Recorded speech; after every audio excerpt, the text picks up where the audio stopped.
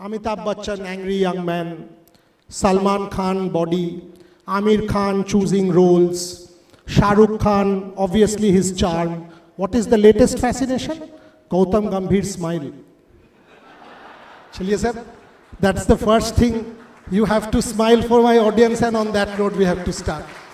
Your players only ask you to, I am not the only one. What is it about you and smile? I don't know, man. I think if I can lose my smile to make the entire country smile, it's worth actually losing that smile. So for me, I think my job is to make the entire country smile. It really doesn't matter whether I smile or not, and it's my players who make me smile. Gautam, 7 days back, you won a World Cup. There was a time when that match, West Indies versus South Africa, if that match did not go our way, the result did not go our way, things could have gone south. In such pressure situations, what do you tell your players? Because that Zimbabwe game, and all of a sudden again, that high risk, high reward quality of cricket, and then India scoring 250, smashing every opposition. It was high risk, high reward. What was your message to your boys in the change room?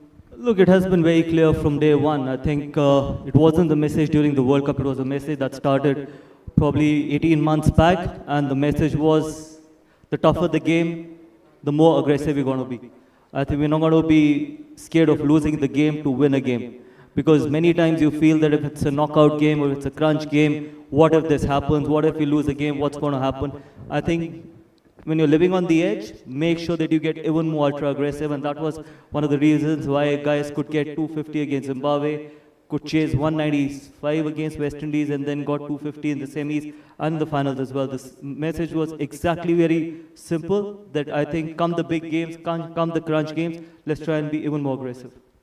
I mentioned the Surya example. Last year, the Surya Kumar Yadav that we know, it was not the best year for him. You kept backing him as captain, as player. I will say the same for Abhishek. I'll say the same for many other players. Varun. That's been a constant with Gautam Gambhir. Can you tell me a little bit about that? The philosophy of yours, that you back players when they have not been at their best.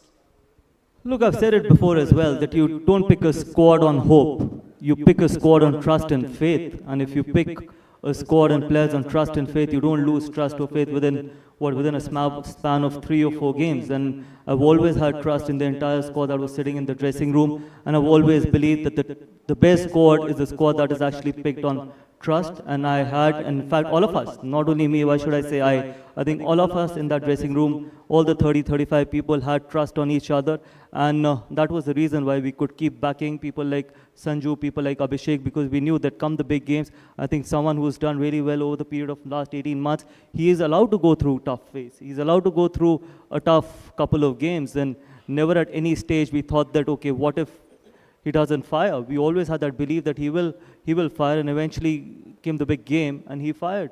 And that's the reason why I say that irrespective of what happens, I think there has to be a lot of faith and trust in that dressing room. In an interview with me, you had mentioned about 2014, when you went through that trough, 0-0-0 and then 1 for KKR, the IPL of 2014. Was that a reference point when Abhishek Sharma was going through that tough? Because you've been there, done that. It was you, according to you, I'm quoting you, you said that was when you felt pressure, not playing Pakistan. But that was the only time when you felt genuine pressure. Was that a reference point? Look, Bori, I'll tell you one thing. I think people don't understand the difference between out of form and out of runs. Out of form is when you've played 20, 30 deliveries and you've not been able to play those 25, 30 deliveries well. If you ask me, Abhishek was never out of form. He was actually out of runs. And you see, even when he got, he didn't score a run in the first 3 games of the World Cup, I felt that he was batting beautifully in the nets as well. And it was just a matter of time, him spending, 15, 20 balls in the middle, and he would fire. And that's the reason where I think when you're looking things from outside, you start looking at runs as form. But for us, in the dressing room, we feel that it's out of runs, it's not out of form. And that's the reason why we could back him, and eventually he came good. Let me just take you back a little bit, because this is a deep dive. We don't get to do this. Take the Asia Cup. You are playing Pakistan 3 times in a matter of 2 weeks against the backdrop of tremendous political tension, and all of us knew there were, Pakistani shenanigans going on, Mohsin Naqvi's tweets and all of that. We felt the tension in Dubai. We were like, if India loses, what happens? Our Prime Minister was tweeting about it. In such a situation, Gautam, it's a game, but it became much more than a game, and you were at the center of it. What do you tell your boys? How do you handle India-Pakistan?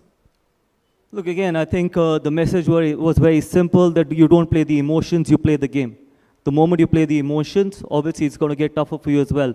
So all the message was conveyed to the boys were that let's try and control what we can control. And when we talk about control, you must have heard this saying, try and control the controllables. The only thing that you can control is probably that one particular delivery. Stay in that moment. What is going to happen before and what's going to happen after is not in your hands. So rather than thinking that about the outside noise, the political stuff and all that stuff, I think let's try and play the game the way game is supposed to be played. Let's try and be ruthless on the field. And more importantly, once the game is finished, let's try and be humble. When you say that, I mean, it is you're also human. You and I have exchanged messages on this. There was a tweet by you that, people are trying to put your players against you. Something like that. I don't remember the exact phraseology of that tweet. Clearly, it refers to Virat and Rohit. Trolls, outside noise, all of that. There is so much talk. Oh, X is against so-and-so, Y is against so-and-so. You guys share the same dressing room. You're winning matches for India. How do you deal with that the head coach is against a senior player, a Virat Kohli, a Rohit Sharma? Obviously, there is pressure. How do you deal with such comments? Look, you made a very valid comment that I'm human. Yes, I am human, and I should be allowed to make mistakes as well. Well, just like anyone else as well, players should be allowed to make mistakes. I'm allowed to make mistakes. I must have made mistakes in the last 18 months. I don't shy away from that, but I've always believed in one thing. Wrong decision with right intent is acceptable, but wrong decision with wrong intent is absolutely not acceptable in that dressing room. And everyone, be it in this room as well, people should be allowed to make mistakes. Why shouldn't cricketers be allowed to make mistakes? I think they're humans as well. And that's why I say that the question that you asked me, for me, I think it is very simple. Till the time I'm doing everything with honesty, till the time I can be honest to everyone in that dressing room. Not only one or two, everyone, from the masseur to the assistant coach. Till the time I'm honest to everyone, I can look in their eyes and I can talk to them, looking in their eyes. I think I'm doing a fair job with my position. And that is one thing which I can live with, and that is one thing that I can promise you in last 18 or 20 months, whatever my tenure has been, I think that is something that I can live with. Champions Trophy, Champions Trophy win, Asia Cup win, World Cup win. 2 ICC trophies and 1 Asia Cup, which is high pressure, in 12 to 14 months. I don't think any coach can boast of that record in white ball. Have you cracked the white ball code, you reckon? Look, I haven't. I think I've said it long back as well. A coach or a captain only is as good as his team. I haven't. I think the players have. I think players make me successful. Yes, I try and help them out in whatever knowledge I have. But again, I think it's everyone in that dressing room. I think we need to change that ideology. I think I've been trying, and most of us have been trying to change that ideology and that philosophy, that in a team sport, that everyone in that dressing room has made a contribution. Everyone, in whatever capacity they could. And that's why I feel the success needs to go to everyone in that dressing room, from the masseur to the support staff, to the logistic guy, to the assistant coaches, batting, fielding, bowling, everyone, to the players as well. For me, I think everyone has been absolutely honest, and this success exactly goes to them as well. And when you talk about whether I've been able to crack the code, I think all I've done is try and probably tell the players to be absolutely fearless. From day one, I remember when I took up this job, the first thing I said that I'm not going to fear losing a game of cricket, to win a game of cricket. Because sometimes when you fear losing a game of cricket, you will never win. And even in my press conference, I said that gone are those days that we're going to play a game that is going to be around 150, 160. I'm absolutely fine. In fact, getting all out for 100 or a 90. But we got to play high risk, high reward. We got to try and get to 250, 260 consistently. And there will be days where you will, for example, a game like South Africa, we got bundled out, what? We lost the game by 70 or 80 runs. But that is okay. That is fine, because when you play high risk, high rewards, sometimes these things can happen. But again, I feel that cracking the code is not something which I believe in, because if we would have cracked the code, we wouldn't have lost 2 ODI series in last 3. Yes, I can sit here and talk about the white ball success and all that stuff, but I don't shy away from practicality. I don't want to hide away from practicality as well, because I think losing 2 out of the last 3 ODI series, we still need a lot of work to be done in that format. Red ball?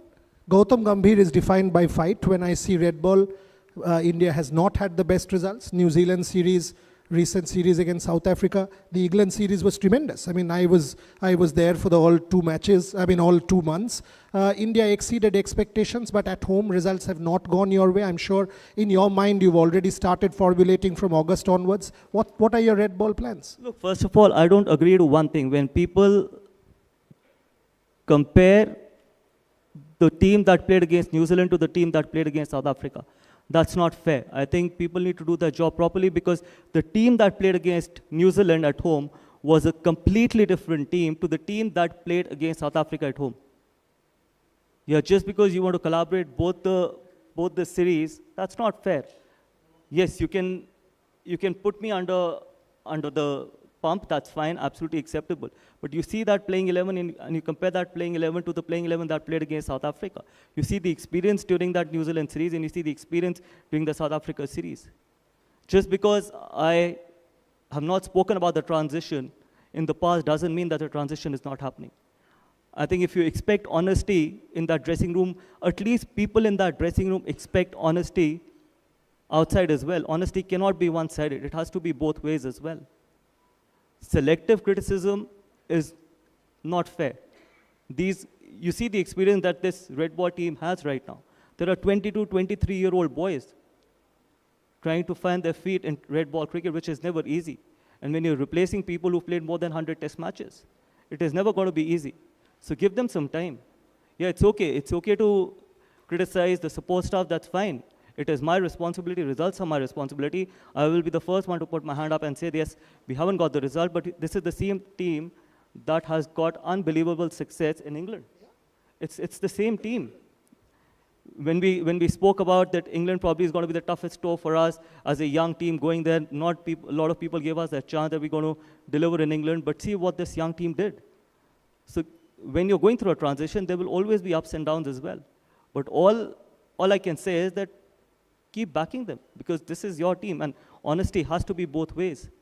We try and be as honest as we can, because we know that we represent 140 crore Indians, but we also in that dressing room expect honesty from the other side as well, and that backing from other side as well. And I have no doubt that red ball cricket, yes, we'll be fine in future as well, because there's so much talent in that room. Yes, Boria, you've covered cricket for a very, very long time. Test cricket is tough. It's not an easy transition. One day or white ball cricket is a much easier transition, a much easier way to probably build your one day or a T20 squad as compared to red ball squad as well. So for me, I think going forward, I'm pretty confident that these boys, if they keep working the right way, keep working hard, I think we're going to be fine going forward.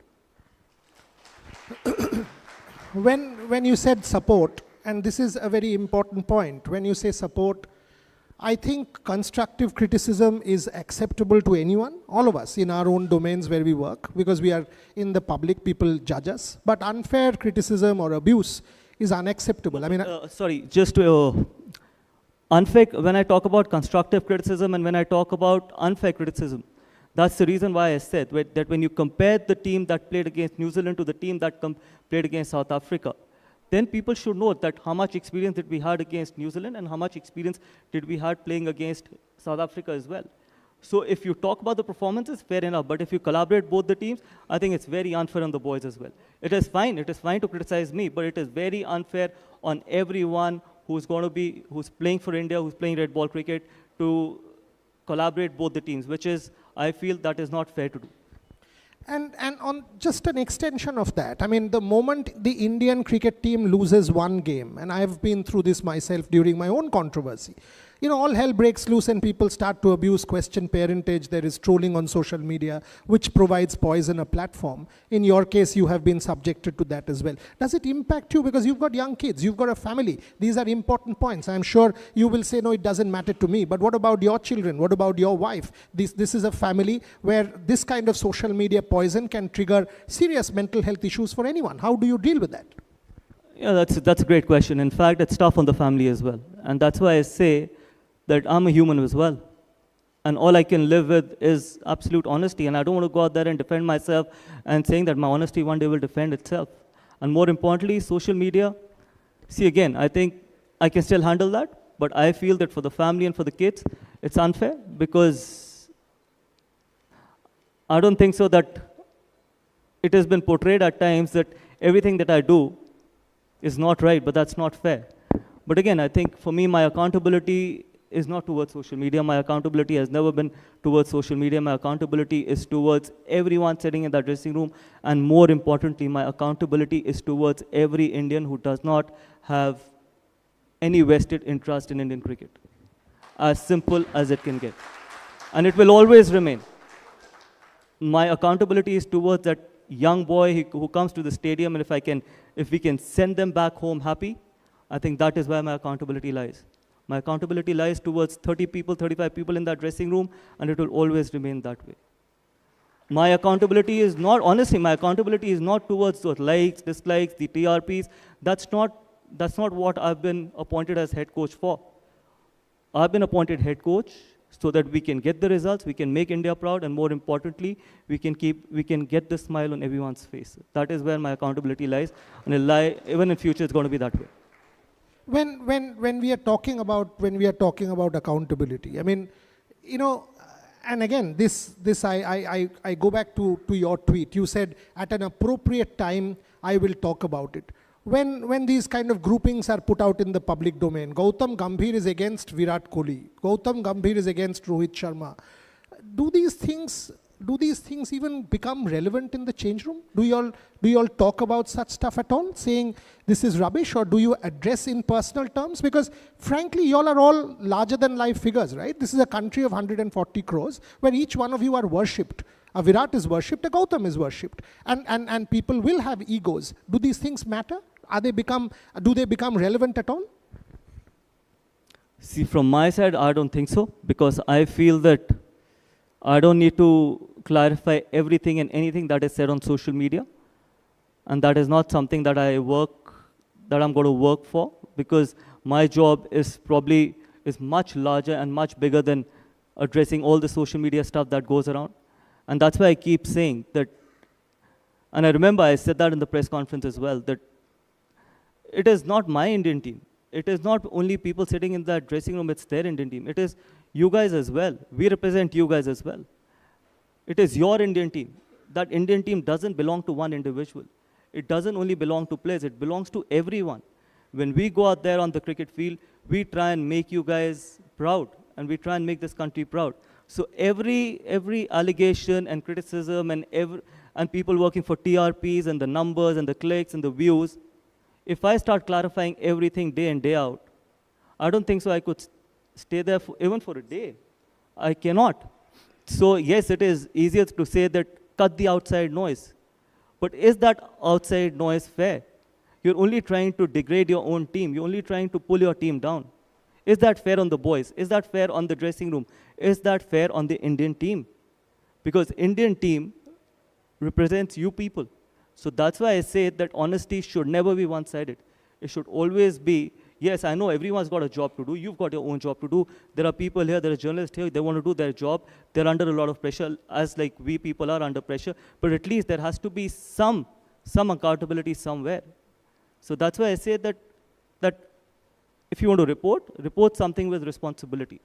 Because it should never happen where you try to to pull your team down. That is unfair. So hopefully in future, things can change, and I feel that